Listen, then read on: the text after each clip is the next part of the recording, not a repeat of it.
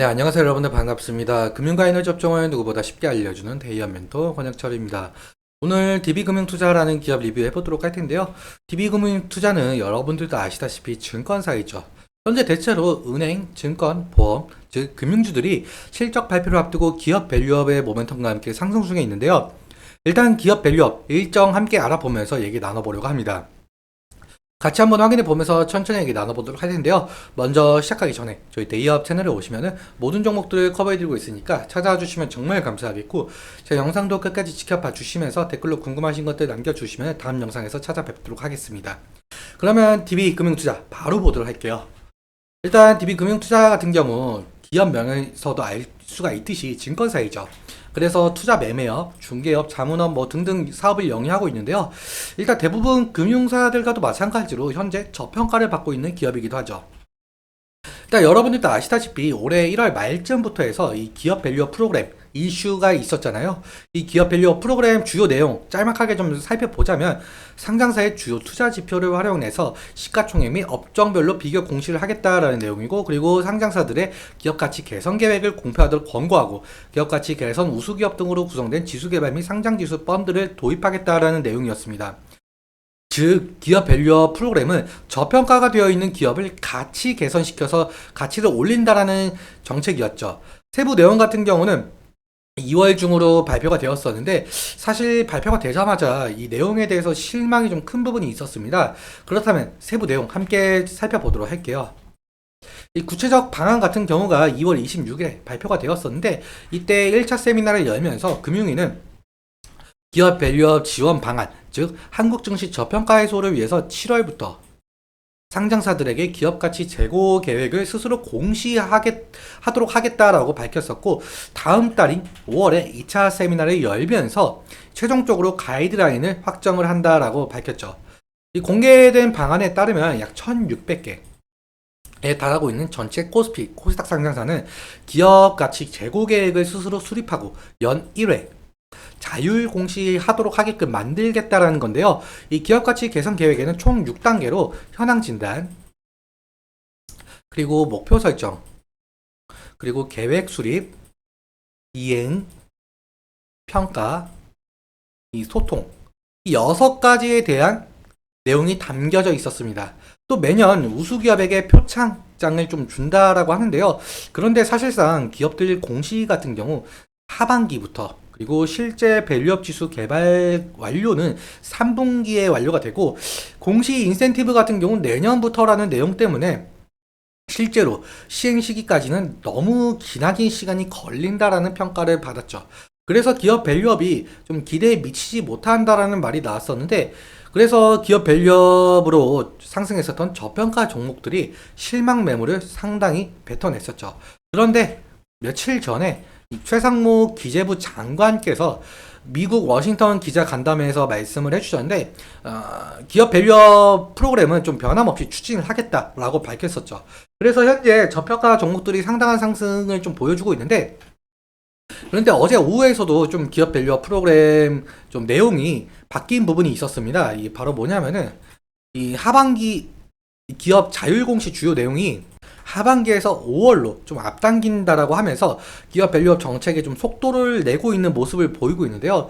이 이유에 대해서는 좀 말이 많지만, 최근 윤석열 정부의 총선 참패, 그리고 고금리 지속, 중동의 지정학적 위기가 겹치면서 국내 증시가 좀 약세를 보이고 있는 기조를 보이고 있죠. 그래서 정부에서는 이 기업 밸류업을 속도를 내면서 증시와 안정화를 시키려고 하는 것 같습니다.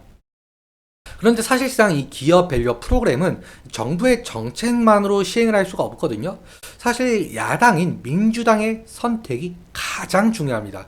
이 이유에 대해서 좀 말씀을 드려보자면, 이 야당인 민주당 측에서는 이 정부의 밸류업 프로그램을 좀 반대는 안 했어요. 반대는 안 했지만 이 소액 주주 권익 보호를 위한 정책, 즉 기업들의 이익과 반대되는 상당한 내용을 가진 정책을 좀 공약을 한 바가 있었습니다. 이 부분 좀 일시 정지하면서 좀 보시면 좋을 것 같고, 아무튼 그래서 기업의 자발적인 주주환원 노력과 세제 혜택에 초점을 맞춘 정부와 여당의 정책 방향과는 좀 큰 차이가 있었는데요. 앞서 말씀드린 대로 4월 총선에서 여당인 국힘이 참패를 하고 야당인 민주당이 승리를 했었죠. 그래서 더욱더 현 정부의 기업 밸류업 정책이 좀 제동이 걸릴 것이다라는 시장 평가가 있었습니다.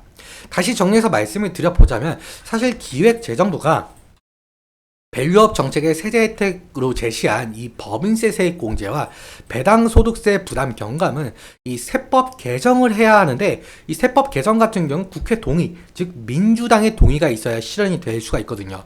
그런데 이런 세법을 다수당을 차지한 민주당이 부자 감세로 규정을 하면서 이 국회 법안에 좀 반대를 할 경우에는 세법 개정이 상당히 어려워지게 됩니다.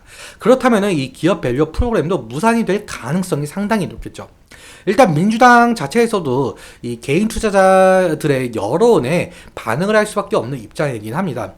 그래서 사실상 민주당과 정부 그리고 여당의 정책적 합의가 이루어진다면 실행이 가능하겠지만 실제로 기업 밸류업 정책이 실현될지는 아직 미지수로 보이고 있습니다. 그래서 이 부분은 좀 지속적으로 체크하면서 대응을 해야 하는 이슈로 보이고 있고, 그럼 차트 보면서 마지막 말씀 드려보도록 할게요. 일단 DB금융투자 차트를 보시면 아무래도 금융사이다 보니까 금융 테마 형성과 호실적 기대감이 모멘텀을 가지면서 주가 변동성을 좀 나타냈었죠. 최근에 2월부터 시작을 해서는 기업 밸류업 정책 이슈로 상당한 상승을 좀 이끌어냈었는데, 앞서 말씀드렸다시피 2월 26일 세부 내용 발표 이후 좀 실망감 때문에 좀 실망 매물을 좀 쏟아냈었죠.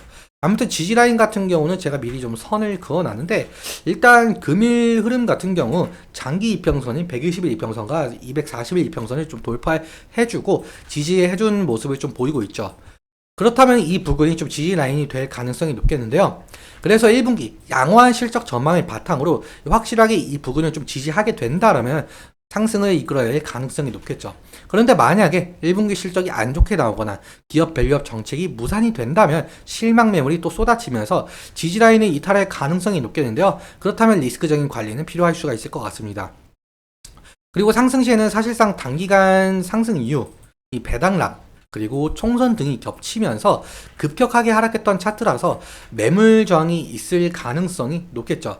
그래서 사실 2023년 1년여간 박스권에 갇히면서 횡보를 했었는데, 그래서 매물대 차트에서도 지금 이 부분에서 매물이 상당 부분 많은 것을 볼 수가 있어요.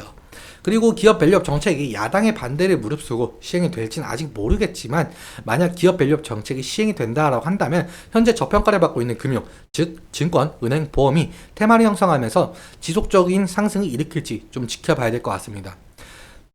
하지만 상승 시에는 좀 박스권에 갇혀있던 시간이 좀 길다 보니까 차익 실현이 나올 수도 있다는 점 염두해 주시면 좋을 것 같고요. 오늘은 여기까지 말씀을 드리면서 오늘 내용 여러분들께 도움이 되셨다면 구독과 좋아요 부탁드리고, 말씀드린 내용과 차트적인 부분에 대해서는 제 개인적인 견해가 있을 수 있기 때문에 여러분들의 주관적인 견해와 함께 투자를 하여 현명한 선택하셨으면 좋겠습니다. 오늘도 시청해 주셔서 너무 감사하고 지금까지 멘토 권혁철이었습니다. 감사합니다.